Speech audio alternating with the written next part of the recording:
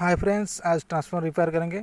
तो मल्टीमीटर को continue mode पे रख के ब्लू और ग्रीन को चेक करते हैं तो 2 रीडिंग आता है, और दूसरी ग्रीन को चेक करते हैं तो भी 2 आता है। तो हमारा आउटपुट ठीक है। इनपुट हमारा एसी करंट चेक करते हैं तो रीडिंग नहीं आता है, तो प्रॉब्लम इनपुट में है, इसीलिए हम इसको रिपेयर करेंगे। अगर नया लगाते हैं तो ज़्यादा पैसा पड़ जाएगा, इसीलिए पुराना को रिपेयर करेंगे। क्योंकि ज़्यादा पैसा आता है, 600-700 आता है, तो हम इसको फ्री में कैसे रिपेयर करेंगे घर में, ये चेक करते हैं। तो प्लेट को तो हमने ओपन कर दिया, ऊपर की ढक्कन को।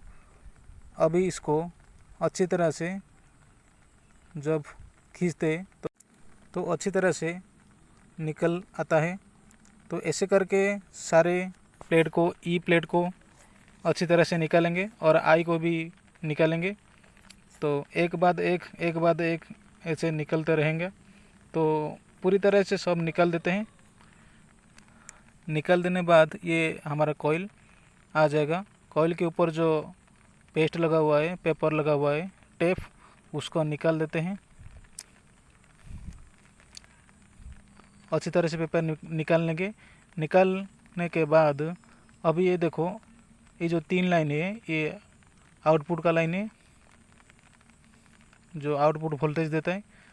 तो उसको हम अच्छी तरह से वायर को निकाल देते हैं, क्योंकि हमारा आउटपुट प्रॉब्लम नहीं है, इनपुट प्रॉब्लम होता है। इनपुट अंदर से है, आउटपुट निकलने के बाद इनपुट निकलेगा, इसीलिए हम आउटपुट को निकलना अच्छी तरह से चाहिए।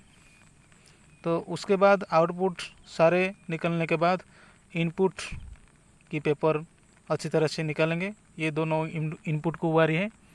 इस इनपुट की वायर को चेक करते हैं, देखते हैं फिर से कंटिन्यू देता है या नहीं। कभी कभी वायर प्रॉब्लम आता है, ऊपर का वायर, इसीलिए हम नीचे की चेक करते हैं।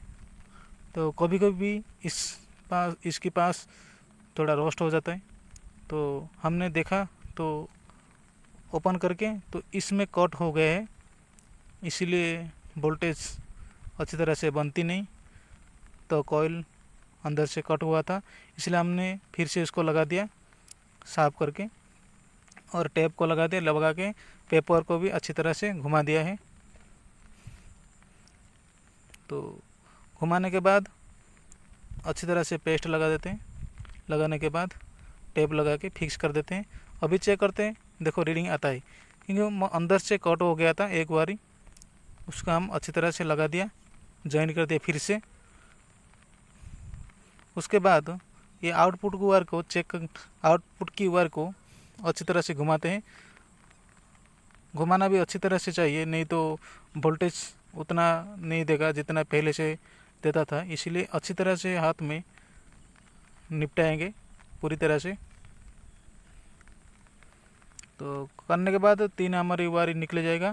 पहला वायर लगाएंगे फर्स्ट में, और अंदर की जो वायर वो आएगा जॉइंट, उसको अंदर मीडियम में रखेंगे, और लास्ट वायर को लास्ट में रखेंगे। 3 वायर निकला आएगा, जैसे हमने ओपन किया था वैसा ही लगाएंगे। लगाने के बाद अच्छी तरह से नीचे लगा के फिर से टेप लगा देते हैं। तो हमने टेप अभी लगा दिया है अच्छी तरह से। लगाने के बाद ऊपर फिर से पेपर को लगा देते हैं टेप के माध्यम से। तो हमारा कॉइल अभी अच्छी तरह से रेडी हो गया है।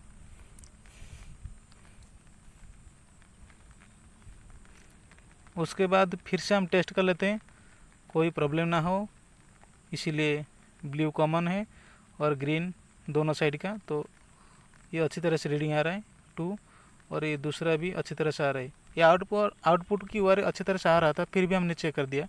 तो अभी इनपुट को चेक करते हैं। तो इनपुट चेक करने पर भी रीडिंग अच्छी तरह से आता है। उसके बाद हम अच्छी तरह से इस ई की कॉन्टैक्ट पॉइंट को लगाएंगे, प्लेट को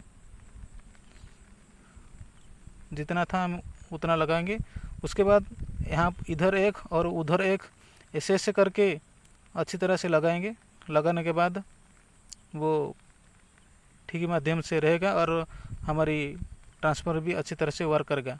तो हमारी कॉइल भी अच्छी तरह से फिटिंग कर दिया था हमने। इस प्लेट को भी अच्छी तरह से लगाना चाहिए, नहीं तो वोल्टेज भी ठीक तरह से देगा ही नहीं, इसीलिए हम इसको भी अच्छी तरह से मजबूत से हमने लगा दिया।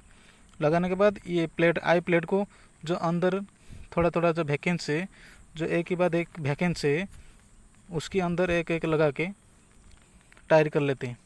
मेरा मतलब ऊपर से दबाने से अच्छी तरह से लग जाएगा। अब हम अच्छी तरह से दबा देते हैं, प्लास के माध्यम से खींच लेते हैं। उसके बाद फिर से हम प्लेट को लगाएंगे, जैसे बना था उसने हमने अच्छी तरह से उसे बना दिया। बना देने के बाद प्लेट और ऊपर की ढक्कन को लगाएंगे और प्रेस करेंगे। अभी जो हमारा ट्रांसफार्मर अच्छी तरह से फिटिंग हो चुका है। फिटिंग होने के बाद फिर से हम चेक करेंगे। तो एसी सप्लाई हमने दे दिया, करंट के माध्यम से सप्लाई अच्छी तरह से लगा दिया। लगाने के बाद आउटपुट को चेक करते हैं कितना वोल्ट देता है। तो हमारा ये एसी में चेक करना चाहिए, तो एसी में 35 देता है और दूसरा भी 35 देता है। तो हमारा ये ट्रांसफार्मर अभी पूरी तरह से रेडी है।